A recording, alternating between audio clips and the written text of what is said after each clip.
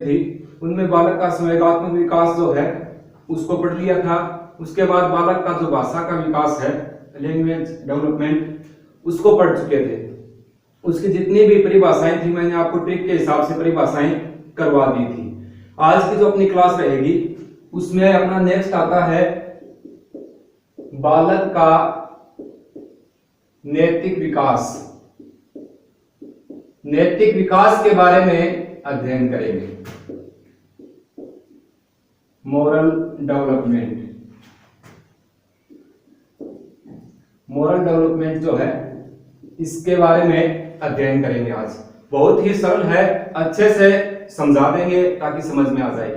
आमतौर पर यही पूछते हैं कि भाषा, जैसे भाषा वाले की बात करें, भाषा के विकास की, तो भाषा के विकास सिद्धांत जो है उसके प्रतिपादक कौन है, तो चोमास्की। अब ये जो है बालक का नैतिक विकास, मोरल डेवलपमेंट जिसे कहें, इस सिद्धांत का प्रतिपादन कोहालबर्ग, लॉरेंस कोहालबर्ग ने किया था। इसने 6 अवस्थाएं बताई है, लेकिन इसके 3 आयाम हैं मुख्य, 1 2 3। एक तो प्री कन्वेंशनल स्टेज, दूसरी आती है कन्वेंशन स्टेज और तीसरी पोस्ट कन्वेंशनल स्टेज। ये तीनों रहेगी। इससे पहले इस बात को जानना जरूरी है कि नैतिक विकास होगा क्या रुचि है कि थोड़ी सी परिभाषा सी कोई बनती हो तो बता दो। अब एग्जाम में अगर कोई परिभाषा ऐसी अपने पूछेंगे नहीं, अपने साइकोलॉजी सब्जेक्ट है तो नैतिक विकास किसे कहते हैं ये तो पूछने वाली बात है नहीं। फिर भी ध्यान में होना जरूरी है कि नैतिक विकास क्या होता है। सरल शब्दों में मैं आपको बता देता हूं। बालक जब बाहरी वातावरण से जुड़ना शुरू करता है या वो स्कूल विद्यालय जाना प्रारंभ कर देता है, उस समय जो बाहर से वो जो अनौपचारिक रूप से जो ग्रहण करता है अच्छे विचारों को, वो नैतिक विकास यानी मोरल डेवलपमेंट के अंतर्गत आता है। कोई समझ भाई? अगर कोई छोटा बालक है वो आस पड़ोस से सीखना लग जाए या फिर वो स्कूल जाना शुरू करे तो स्कूल के माहौल में जो अच्छे विचार उसे ग्रहण करके लाता है, घर पे आके मम्मी पापा बताता है पापा मैंने ये सीखा, यानी वो बाहर से कुछ सीख रहा है ना, तो वो नैतिकता का विकास उसमें हो रहा है। लेकिन एक बात यहाँ पर ध्यान रखना, बालक जब स्कूल जाएगा या बाहरी वातावरण के संपर्क में आएगा तो वो जरूरी नहीं कि वो नैतिकता में अच्छे विचारों को सीखेगा। छोटा बालक कोई भी होता है वो पहले जो बुरी बातें हैं उनको जल्दी पकड़ता है, कोई भी बालक हो बोले। जो बुरी बात है बात एकदम फटाफट दिमाग में बैठ सके, और अच्छे वाली बात है उसे कम सीखना चाहता है। क्यों होता है ऐसा? आमतौर पर अपन छोटे बच्चों को देखते हैं, जैसे शिशुअवस्था के 6 वर्ष तक के बालक हैं, वो किसी को बीड़ी या सिगरेट पीते हुए देख लेते हैं तो फिर वो क्या करते हैं, कोई लकड़ी उठाई और उसका सुट्टा मारना शुरू कर देते हैं, यानी उस बात को वो जल्दी पकड़ते हैं। लेकिन यहाँ पर क्या होता है, यहाँ पर बालकों में नैतिक विकास की बात करें तो यहाँ पर बालक जो है वो प्रशंसा के माध्यम से भी सीख सकता है, दंड के माध्यम से भी वो सीखता है, उसे पुरस्कार के माध्यम से भी सिखाया जा सकता है, उसे निंदा के माध्यम से भी नैतिक जो है शिक्षा दी जा सकती है, निंदा के माध्यम से। अब यो के सिस्टम और रुचि, कोई भी छोटा बालक है उसमें अगर नैतिकता का विकास कर रहे हैं तो उसकी अगर बालक की प्रशंसा की जाएगी, बहुत अच्छा बेटा, वेरी गुड, अच्छा काम किया आपने, तो वो बच्चा उस कार्य को दोबारा करेगा, नैतिकता का विकास उसमें दोबारा होगा, उसके लिए वो अग्रसर होता है। किसी भी बालक को, कई बदमाश टाइप बच्चे होते हैं, नहीं मानते सिखाने से कि मम्मी तो ऐसे कर रही, पापा ऐसे कर रहे हैं, तो कई बार मम्मी क्या करती हैं, जोरदार पिटाई भी करते हैं बच्चों की। तो कई बच्चे ऐसे होते हैं जो दंड के माध्यम से, यानी उनको ये डर लगता है कि ऐसा करेंगे तो अपने को दंड मिलेगा, मम्मी या पापा या अपने जो गुरुजी या मैडम हैं वो अपनी पिटाई कर देंगे, उस दंड के द्वारा ही वो नैतिकता को अपने अंदर उतारता है कि अपने को अच्छे विचार नहीं सीखे, गलत काम किया तो अपनी पिटाई हो सकती है, दंड मिल सकता है। पुरस्कार के माध्यम से भी नैतिकता का विकास जो है उसको बढ़ाया जा सकता है। इस प्रकार किसी भी बालक को पुरस्कार के रूप में, चाहे कोई खिलौना है या कोई पेन पेंसिल अपने देते हैं ना, तो वो क्या करता है, अगली बार उसको पुनर्बलन मिलता है कि अब की बार मेरे को पुरस्कार मिला है, जैसे 5वीं कक्षा में पुरस्कार में प्रथम रहा तो मैं 6ठी कक्षा में प्रथम आऊंगा तो मेरे को और ज्यादा पुरस्कार मिलेगा। तो यह भी नैतिकता का विकास करने में सहायक होता है। अगर किसी बालक की निंदा की जाए तो वो भी नैतिकता का विकास करता है। तो सोचो गुर्जिया थोड़ी हो, कोई निंदा कराम बुराई कराम बराबर पर बुरा इफेक्ट पड़ेगा, नहीं पड़ता है। अपने बच्चों, अपने एग्जाम्पल अपने देखे भी हैं, अपने कहते हैं पड़ोस वाली आंटी का बच्चा देख कितना इंटेलिजेंट है, प्रथम स्थान आया है उसका 5वीं कक्षा में, और तू देख कितना कमजोर होता जा रहा है। तो अगर उसकी निंदा करेंगे, दूसरों से उसकी तुलना कर रहे हैं, तो फिर वो क्या करता है, अच्छे विचारों को ग्रहण करता है, उसके जैसा बनने का प्रयास करेगा फिर वो। यानी कि प्रशंसा, दंड, पुरस्कार, निंदा आदि के माध्यम से भी नैतिकता का विकास किया जा सकता है। ये बात थी नैतिक विकास की। अब आगे बात करते हैं, मैं आपको थोड़ा सा गहराई से करवा देता हूं, अच्छे से करवाएंगे। अब इसके पश्चात नैतिक विकास का जो सिद्धांत है, कौन सा सिद्धांत, नैतिक विकास का सिद्धांत। इस सिद्धांत का प्रतिपादन किसने किया था, ये सबसे महत्वपूर्ण बात है। नैतिक विकास के सिद्धांत का प्रतिपादन किसने किया था, किसने किया था, लॉरेंस कोहालबर्ग ने। लॉरेंस कोहालबर्ग ने इस सिद्धांत का प्रतिपादन किया था। लॉरेंस कोहालबर्ग को मैं यहां लिख लेता हूं एक बार, बढ़िया आदमी है लॉरेंस कोहालबर्ग,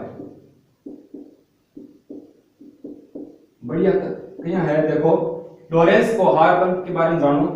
ये जो महोदय हैं ये अमेरिका के निवासी हैं, अमेरिका के निवासी हैं। वहां की यूनिवर्सिटी में ये साइकोलॉजिस्ट का कार्य करते थे, साइकोलॉजिस्ट रहे हैं। लॉरेंस कोहालबर्ग जिन्होंने नैतिक विकास का सिद्धांत दिया, कटह का है, अमेरिका के निवासी हैं, वहां पर साइकोलॉजिस्ट थे। अब इन्होंने क्या किया, 1921 में प्रयास करना शुरू किया था। किसके बारे में प्रयास करना, कि नैतिक विकास के बारे में प्रयास करना। यो कौन सा प्रयास हुआ है, नैतिक विकास का प्रयास नहीं, नैतिक विकास का जो सिद्धांत है इसका मैं प्रतिपादन करूंगा। इसके संदर्भ में इसने 1921 में प्रयास करना प्रारंभ कर दिया। 1968 यानी 1968 में इसने क्या किया, नैतिक विकास का सिद्धांत जो है वो दिया था। नैतिक विकास का सिद्धांत कब दिया, 1968 में, 68 में। अब दिया, इसके पश्चात इसने 1981 और 1984 में 2 बार अपने इस सिद्धांत में संशोधन किया, 2 बार संशोधन किया, यानी काफी प्रयास रहा इस व्यक्ति का। वैसे नैतिक विकास का जो सिद्धांत है वो जीन पियाजे ने भी बताया है, 4 अवस्थाएं बताई उसने, लेकिन इसका काफी महत्वपूर्ण जाने पहचाने आदमी है। आप देखना चाहो तो एक बार स्क्रीन पे फोटो दिख रही है, लॉरेंस कोहालबर्ग। ये जो आदमी है, ये व्यक्ति अमेरिका के निवासी हैं और साइकोलॉजिस्ट थे। 1921 में इन्होंने नैतिक विकास के सिद्धांत के रूप में कार्य करना प्रारंभ किया। इनको 1968 में नैतिक विकास के सिद्धांत को प्रतिपादन करने में सफलता प्राप्त हुई। 1981 और 1984 में 2 बार संशोधन किया। संशोधन इसका एक तो आयाम बताए, एक 6 अवस्थाएं, आयाम इसके 3 है, वो इस समय दिए थे इसने। कौन है, कोहालबर्ग, लॉरेंस कोहालबर्ग, अमेरिका के निवासी है। एग्जाम में ना भी पूछा तो भी कोई बात नहीं, इनको जाना करो अच्छे से, साइकोलॉजिस्ट कहां मिलते हैं, समझ गए। अब 1968 में नैतिक विकास के सिद्धांत का प्रतिपादन हो गया था। अब पुनः देखो एक बार, कि इससे मिलती जुलती बात हो गई, और है बाकी मैं बता ही देता हूं। अब इसने क्या किया, 11 कहानियां आई थी इसकी। किसकी थी गुरुजी, 11 कहानियां बताने वाले कोहालबर्ग थे। यानी नैतिक विकास के अंतर्गत 11 कहानियों के माध्यम से बच्चों के साक्षात्कार लेकर के नैतिक विकास का विकास हुआ है या नहीं हुआ है उसकी जानकारी प्राप्त करने के लिए क्या किया, 11 मुख्य कहानियां इसकी रही हैं। कौन समझा, देखो कोहालबर्ग जो है ये बच्चों को कहानियां सुनाते थे। पहले ये बच्चों के इंटरव्यू लेते थे, छोटे बच्चे जो होते हैं उनके इंटरव्यू यानी कि साक्षात्कार की विधि अपना करके उनसे पूछते। क्यों पूछते, इसलिए पूछते कि अगर उनसे अगर क्वेश्चन पूछे जाएंगे कहानियों के बारे में तो वो अपनी नैतिकता जो उनके अंदर छुपी हुई है वो उसको किस हिसाब से उजागर करते हैं, उनके बताने का तरीका क्या है, उनका चिंतन क्या है, तर्क शक्ति को वो किस हिसाब से काम में ले रहे हैं। इस बात की जानकारी यहाँ 11 कहानियां इसकी प्रसिद्ध रही हैं कोहालबर्ग की। ये मैं थोड़ा आपके सिलेबस से हटकर थोड़ा सा नेट वाले के पास जाकर के बता देता हूँ। 11 कहानियों में इसकी एक कहानी आती है उस कहानी में जो शीर्षक है वो कौन है? हाइनस नामक व्यक्ति की एक कहानी है। मैं थोड़ा सा आपको बता देता हूं। हाइनस नामक व्यक्ति की कहानी है। ये कहानी काफी चर्चित रही थी। इसकी अपने सिलेबस में नहीं है, 1 मिनट लगेगी, थोड़ा सुन लेंगे याद हो जाएंगे। 11 कहानियां प्रसिद्ध रही जो कि साक्षात्कार के रूप में इसकी जानी जाती हैं। अब इसकी एक प्रसिद्ध कहानी थी, हाइनस नामक व्यक्ति पर थी, थोड़ी सी मैं बता देता हूं।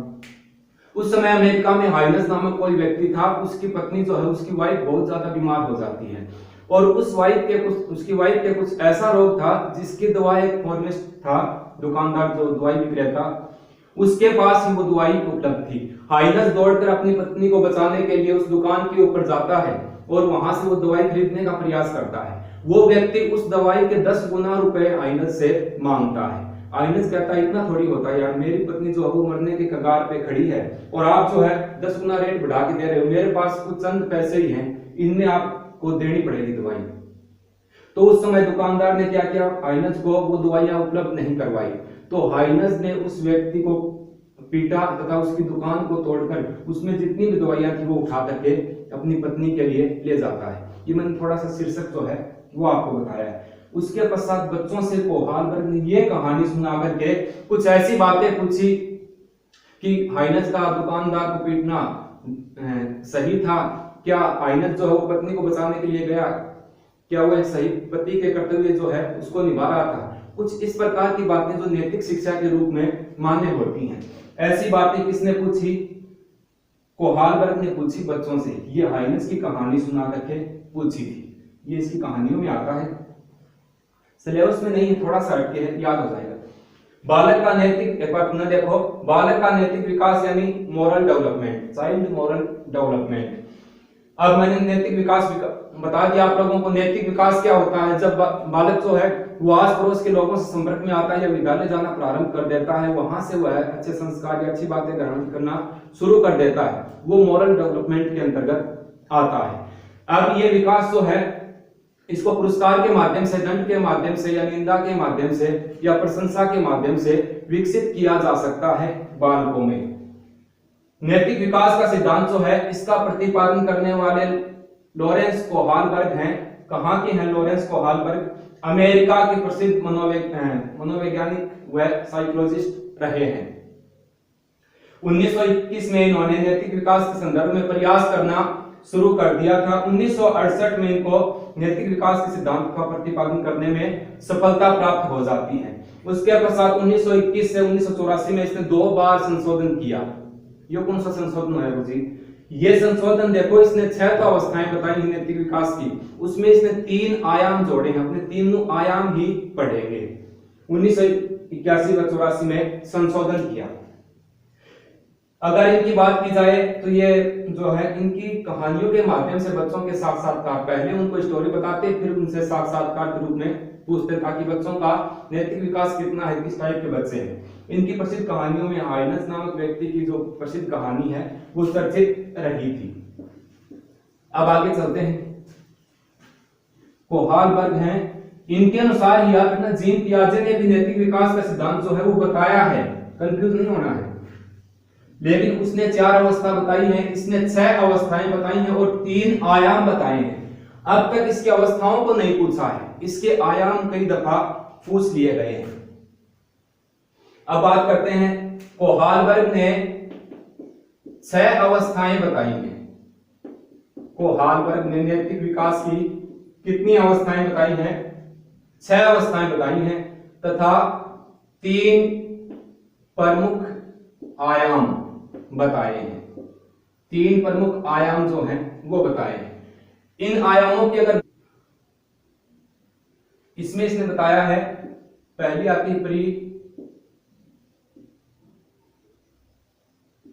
Pre conventional stage. पहली कौन सी है? Pre conventional stage. अब इस अवस्था देखो कोई है शेषावस्था वर्ड 0 से 6 वर्ष तक, इसमें नैतिक विकास बता दिया। 0 से 6 वर्ष तक मानी गई है, कौन सी? Pre conventional stage. अब 0 से 6 वर्ष की है। अब इसमें क्या करता है? इसमें इसने बताया है कि इसमें बालक जब सीखता है, पहले मौखिक बता देता हूं, इस अवस्था में क्या होता है, नैतिक विकास कैसे होता है? इस अवस्था में बालक प्रत्यक्ष रूप से किसी घटना या किसी वस्तु विशेष को देख करके फिर उसके बारे में तर्क व चिंतन करता है। यानी प्रत्यक्ष घटना को देख करके नैतिक विकास होता है, वो किसमें आता है? प्री कन्वेंशनल स्टेज के अंतर्गत आता है। यानी कि इसमें बालक जो है, बालक परिवार के सदस्यों व प्रत्यक्ष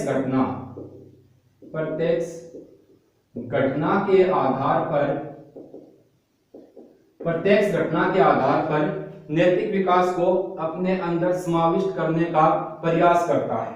यह होता है प्री कन्वेंशनल स्टेज के अंतर्गत। इसके पश्चात दूसरी कौन सी आती है? दूसरी आती है कन्वेंशनल स्टेज। कन्वेंशनल स्टेज ये आती है दूसरी अवस्था। ये कब से कब तक है? 6 से 12 वर्ष तक मानी गई है। 6 से 12 वर्ष तक मानी गई है। कौन सी? Conventional stage.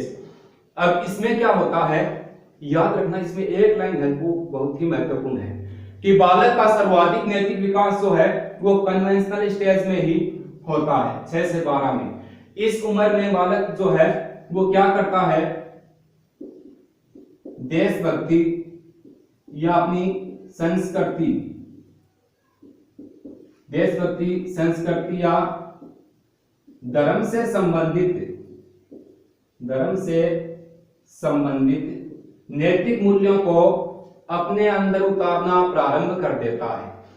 देखो, प्री कन्वेंशनल स्टेज में तो बालक क्या कर रहा था कि प्रत्यक्ष देखकर सीख रहा था, दूसरों से सीख रहा था, मम्मी पापा को, परिवार के सदस्यों को, स्कूल में टीचर्स को या उनके जो सहपाठी हैं उनको देख करके सीख रहा, प्रत्यक्ष देख करके नैतिक विकास कर रहा था। इसमें बालक जो है वो थोड़ा सा उसका स्तर बढ़ने लगता है, वो देशभक्ति, संस्कृति, धर्म से संबंधित जो नैतिक विकास की बातें थी उनको अपने अंदर, अपने जहन में समाविष्ट करने का प्रयास करने लगता है। ये होती है कन्वेंशनल स्टेज। इसके पश्चात तीसरी आती है post conventional stage. Post conventional stage यह कब से कब तक होती है? 12 से 18 वर्ष, यानी किशोरावस्था जो है वही आयु है, सेम इसको बोलते हैं पोस्ट कन्वेंशनल स्टेज। अब इसमें तो बालक दूसरों को देख करके सीख रहा था, इसमें देशभक्ति, संस्कृति, धर्म से संबंधित जो है उनको अपने अंदर उतारना शुरू कर देता है नैतिक विकास को। अब पोस्ट कन्वेंशनल में क्या होता है? इसमें बालक जो है उसमें विवेक का विकास हो जाता है, विवेक का विकास यानी बुद्धि का विकास हो जाता है, और वो जो है उनको पता लगने लग जाता है कि ये बातें जो है ये नैतिक मूल्यों के खिलाफ हैं। ये अपने नैतिक मूल्यों में, यानी कि अच्छे विचार जो हैं ये हैं, गलत विचारों को अपने नहीं अपनाना है, सिर्फ अच्छे विचारों को अपने अंदर समाविष्ट करना है। यानी अच्छे भले का थोड़ा ध्यान पड़ने लग जाता है, क्योंकि यहाँ से सीखते सीखते आते हैं। बचपन में तो मारा कुटी करके, डरा धमका के, दंड दे के, प्रशंसा करके उनको सिखा दिया, लेकिन यहाँ पर ऐसा थोड़ी उनको कोई दंड देंगे या कोई पुरस्कार। यहाँ पर वो खुद जो है समझदार हो जाते हैं, उनमें विवेक का विकास जो है बालकों में हो जाता है, उन्हें सही या गलत का पता लगना शुरू हो जाता है कि हाँ ये कुछ गलत है और ये सही है।